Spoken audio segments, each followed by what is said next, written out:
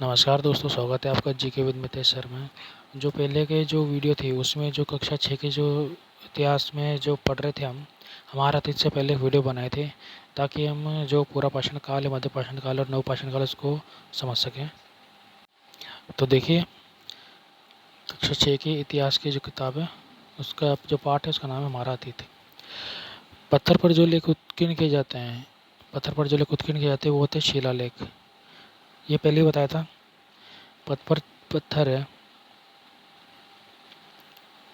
उस पर मान लीजिए कोई ये पत्थर है और इस पर कुछ लिखावट है, कुछ लिपि है, लिखा हुआ है, तो ये हो जाता है शिलालेख। ठीक है, तो ये शिलालेख हो जाता है। जो पत्थर पर लेख लिखे होते हैं, उत्कीर्ण किए जाते हैं, वो शिलालेख होते हैं। जो भवन स्मारक, किले, सिक्के, ये सब प्राचीन काल के पुरातात्विक स्रोत हैं। अब जैसे बात करें जो वंशावली है, वंशावली क्या होती है? जैसे राव है, बड़वा है, अलग अलग स्थान पर अलग अलग बोलते हैं।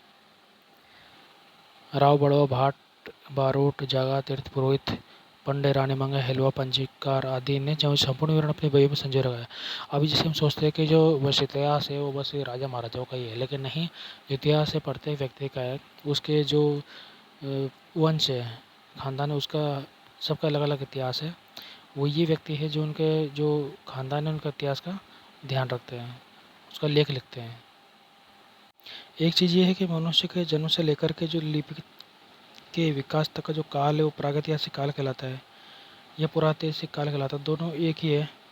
जैसे बात करें तो प्रागैतिहासिक यानी जो प्राग इतिहास नहीं होता है, प्राग इतिहास। प्राग इतिहास ये मैंने बताया हुआ था कि प्राग इतिहास यानी प्रागैतिहासिक काल, उसको पुरातैतिहासिक काल भी कहते हैं। ठीक है, तो जो मनुष्य की जो उत्पत्ति वो 40 लाख वर्ष पूरी हुई थी। आज से 10,000 वर्ष पूर्व तक का काल है जो पुरातैतिहासिक काल कहलाता है। आदि मानव की बात करें तो आदि मानव उसने भी सबसे पहले पालतू जानवर बनाया कुत्ते को, फिर बकरी को, फिर भेड़ को। ठीक है, और पत्थर के बाद मनुष्य ने सर्वप्रथम जो तांबे की कुल्हाड़ी मिली उसकी, तो इससे साबित होता है कि वो पहले उसने तांबा बनाया, पहले तांबा बनाया और जस्ता बनाया, फिर शीशा उसने बनाया। धातुओं में उसने पहले तांबे की खोज की, जस्ते की, फिर शीशे की।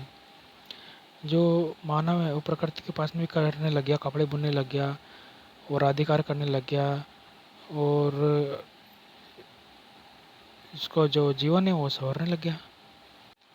बात करें सिंधु घाटी सभ्यता के, तो सर्वप्रथम जो 1921 है उसे पंजाब के जो हड़प्पा में खुदाई हुई। उसके बाद जो सिंध के जो मोहनजोदड़ो है उसमें खुदाई हुई। हड़प्पा में जो सर्वप्रथम उसकी खोज की, हड़प्पा की जो खोज की वो 1921 में दयाराम साहनी ने की, लेकिन जो खुदाई हुई वो 1922 में हुई। ठीक है, और मोहनजोदड़ो की खोज की रखलदास बनर्जी ने। अब सिंधु घाटी सभ्यता के प्रमुख स्थल कौन कौन से हैं वो देखते हैं। एक तो है मोहनजोदड़ो, हड़प्पा, चनोदड़ो, कोटदेजी आदि, ये सब पाकिस्तान में है। और रोपड़ नाम से लगता है, रोपड़ है, ये पंजाब में है। पंजाब में लोथल और धोलावीरा ये गुजरात में है। कालीबंगा हनुमानगढ़ में, राजस्थान के हनुमानगढ़ में, ये सारे के सारे भारत में। बात करें तो त्रिभुजाकार स्थिति है सिंधु सभ्यता की। ये देखिए, उत्तर में ये मांडा कश्मीर से लेकर के दक्षिण में दायमाबाद महाराष्ट्र तक, और पश्चिम में बलूचिस्तान है, पूर्व में उत्तर आलमगीरपुर उत्तर प्रदेश में, पूर्व में उत्तर आलमगीरपुर उत्तर प्रदेश से लेकर के दक्षिण पश्चिम में बलूचिस्तान सुल्तानगढ़ में है। लगभग 13 लाख वर्ग किलोमीटर में फैला हुआ ये है। ठीक है, ये संस्कृति ईसा से 2,500 वर्ष पूर्व, वर्तमान से 4,500 वर्ष पूर्व मानी जाती है। अब सरस्वती नदी की बात करें तो जैसे ये राजस्थान का नक्शा दे रखा है, तो ये राजस्थान का नक्शा है। ये देखिए सरस्वती नदी कहाँ से बह रही है, यहाँ से बह कर कच्छ के रण में जा कर के समुद्र मिल रहे हैं। ये सरस्वती नदी पहले बहती थी भारत में। देखिए आगे पढ़ते हैं। वैदिक संस्कृति का जो जन्म है वो इसी के किनारे हुआ था। इसका उद्गम स्थल शिवालिक पहाड़ी से हुआ था। शिवालिक पहाड़ी में बताता हूँ आपको। ये भारत का नक्शा है। तो इसमें जो ये पहाड़ी है ये शिवालिक पहाड़ी है। ये शिवालिक पहाड़ी है, तो यहाँ से सरस्वती नदी का उद्गम स्थल है। अब ये नदी हरियाणा और राजस्थान में होती हुई कच्छ की खाड़ी में गिरती थी। प्राचीन साहित्य में इसे सिंधु नदी की माँ कहा गया है। अब ठीक है, अब बात करते हैं सिंधु सरस्वती सभ्यता का नगर नियोजन कैसे था। प्रत्येक जो नगर है, प्रत्येक नगर में दुर्ग के बाहर एक उससे निम्न स्तर का एक शहर होता था। जैसे ये दुर्ग इसमें दे रखा है, ये तो पश्चिम में एक दुर्ग है और ये पूर्व में शहर है। सड़कें समकोण में होती थी। ये देखिए समकोण में है। सड़कें समकोण में होती थी। ये देखिए समकोण में है। हड़प्पा दुर्ग में जो अच्छी इमारतें वो धान्यगारों की थी। धान्यगारों को मतलब जो आप अन्नागार बोल सकते हैं इसको।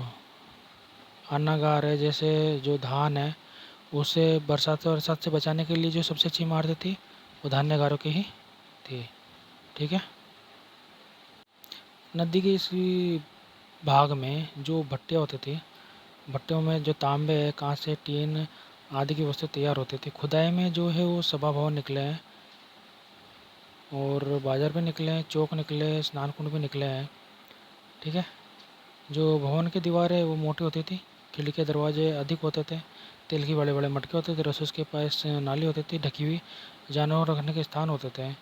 यानी जैसे कि आज जो स्थिति है एक घर की होती है बिल्कुल सुविधाजनक, वैसी स्थिति होती थी। इसमें ये दे रखा है जो कालीबंगा है उसकी जो खोज है 1953 में हुई और खुदाई हुई 1961 में। खोज की थी अमलानंद घोष ने। अमलानंद घोष ने खोज की थी कालीबंगा की। और जो खुदाई हुई थी वो बीबी लाल और बी के थापर के निर्देशन में हुई थी। कुछ घरों में जो कोई भी प्राप्त हुए हैं, बहुत अच्छी बात है। इसमें ये घर के भीतर पानी सदैव उपलब्ध रहता है। देखिए ऐसी ऐसी बातें हैं जो किताबों में नहीं मिलती, बड़ी बड़ी किताबों में भी। मकानों में स्नानागार भी होते हैं। 3 वर्ग होते हैं। ये आपको धोलावीरा के जो स्थल उसमें 3 वर्ग इसमें बताए गए हैं। आगे देखिए 3 वर्ग कौन से हैं। एक तो होता है शासक वर्ग, एक तो व्यापारी वर्ग और एक मजदूर वर्ग। शासक वर्ग दुर्ग में रहता है। मजदूर वर्ग जो व्यापारी वर्ग है शहर के दूसरे भाग में, और मजदूर वर्ग गाँव में रहता है। शासक वर्ग दुर्ग में रहता है, व्यापारी वर्ग शहर के दूसरे भाग में रहता है और मजदूर वर्ग गाँव में रहता है। बात करें संस्कृति कब तक बनी रही, तो ये 1000 वर्ष तक बनी रही। और नष्ट किससे, ये बाढ़ या किसी महामारी जो प्राकृतिक प्रकोप है उससे नष्ट हुई थी, भूकंप आदि से। अब बात करते हैं उसकी जो हड़प्पा घाटी है, हड़प्पा सभ्यता है, उसके समकालीन और भी सभ्यता थी, बिल्कुल थी। अफ्रीका में जो मिस्र की जो नील नदी थी, घाटी सभ्यता अफ्रीका के उत्तर में थी। मिस्र की सभ्यता और मेसोपोटामिया की सभ्यता, दजला फरात, जो इराक के दोआब कैसे कहते हैं, जो 2 नदी होती थी उसके बीच का जो क्षेत्र होता था दोआब, ये बीच का क्षेत्र होता था। ये नदी साइड 2 नदी होती थी और बीच का क्षेत्र दोआब कहलाता था। इसी से सुमेरिया सभ्यता, बेबीलोनिया, असीनिया आदि सभ्यता विकसित हुई। चीन की जो हांगो सभ्यता है वो हांगो नदी के किनारे विकसित हुई। जो भी सभ्यता है वो सारी नदी किनारे विकसित हुई। और राजस्थान के जो प्रमुख पुरातात्विक स्थल है वो देखते हैं। जो कालीबंगा है हनुमानगढ़ जिले में 1961 में खुदाई हुई, बीबी लाल बी के थापर के निर्देशन में खुदाई हुई, घग्गर नदी के किनारे पर स्थित है। आड़ नदी के किनारे विकसित हुई थी, बेड़च नदी के पास में। उदयपुर की जो बेड़च नदी किनारे आड़ सभ्यता विकसित हुई थी। ताम्र नगरी भी इसको बोला जाता है। खुदाई में पाषाण युग के निकले हैं, ताम्र युग के पत्थर भी निकले हैं। तांबे और मिट्टी के बर्तन भी इसमें निकले हैं। गिलुंड सभ्यता की बात करें तो गिलुंड राजसमंद में है। उदयपुर से 95 किलोमीटर उत्तर पूर्व की बात करें, अगर ये उदयपुर है मान लीजिए, तो इसके उत्तर पूर्व में यहाँ पर, तो उत्तर पूर्व में राजसमंद जिले में आहड़ और गिलुंड दोनों आहड़ संस्कृति से संबंधित है। बागौर सभ्यता की बात करें तो बागौर भीलवाड़ा में है। कोठारी नदी के पास में पाषाण काल और ताम्रकालीन यानी बनास संस्कृति के नाम से प्रसिद्ध है। इसके उपकरण मिले हैं, ताम्रकालीन उपकरण। बालाथल की बात करें तो बालाथल उदयपुर में है। उदयपुर से 42 किलोमीटर उत्तर में जाएंगे, ये जो मान लीजिए उदयपुर है, तो इससे 42 किलोमीटर पूर्व में जाएंगे 42 किलोमीटर दूर, तो वहाँ पे एक है वल्लभनगर। वल्लभनगर है, तो वल्लभनगर में बालाथल गांव में ये जो बालाथल है स्थल है। ताम्रपाषाण काल के बर्तन इसमें मिले हैं। नो यानी भरतपुर, पूर्वी राजस्थान में भरतपुर शहर से 5 किलोमीटर दूर पे आपको ये नो स्थल मिल जाएगा। तांबे और हड्डी के उपकरण मिले, तांबे और हड्डी के उपकरण, साथ ही इसमें लोहे की कुल्हाड़ी भी मिले हैं। चंद्रावती की बात करें तो चंद्रावती माउंट आबू के तलहटी में मिली है। चंद्रावती नामक जो स्थल है वो प्राचीन मानव जीवन के निवास, आवास और उसके जीवन की जानकारी देती है। पूरा मध्यकाल का जो अत्यंत महत्वपूर्ण स्थल ही है। उत्खनन से किले के अवशेष भी मिले। किले के अवशेष मिले कहाँ से मिले? चंद्रावती से। अनाज के कोठे भी बड़े मिले हैं, अनाज के बड़े भंडार। परमार वंश की राजधानी चंद्रावती। बात करें गणेश्वर सीकर, गणेश्वर सीकर में है और बैराट जयपुर में है। गणेश्वर सीकर की बात करें तो काली नदी के पास में ताम्रपाषाण काल की वस्तुएं मिली इसमें, ठीक है। ताम्र सभ्यता को जननी कहा था इसे। और जो बैराट है जयपुर है, मत्स्य जनपद की राजधानी है। अशोक के शिलालेख भी यहाँ से प्राप्त हुए। दोस्तों आज तक के जो कक्षा 6 की जो अतीत की है हमारे अतीत की, वो पहला पार्ट तो यहीं ख़त्म होता है, दूसरा पार्ट आगे करेंगे। तब तक के लिए धन्यवाद। जय हिंद, जय भारत।